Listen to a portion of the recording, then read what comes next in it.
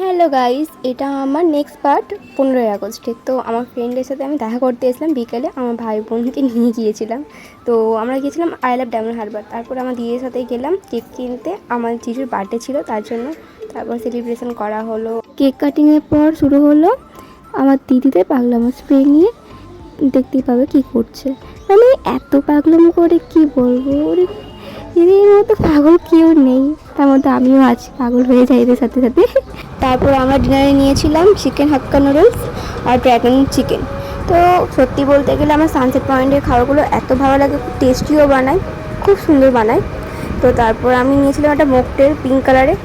মকটেলটাও বেশ মানে ব্লুটা ভালো খেতে ছিল, আর পিঙ্কটা অতটাও টেস্টি বানায়নি, আমার ভালো লাগেনি আমার। তারপর ড্র্যাগন চিকেন তো আমার অলরেডি আমি যখনই যাই তখনই খাই, খুব ভালো লাগে এটা আমার খেতে।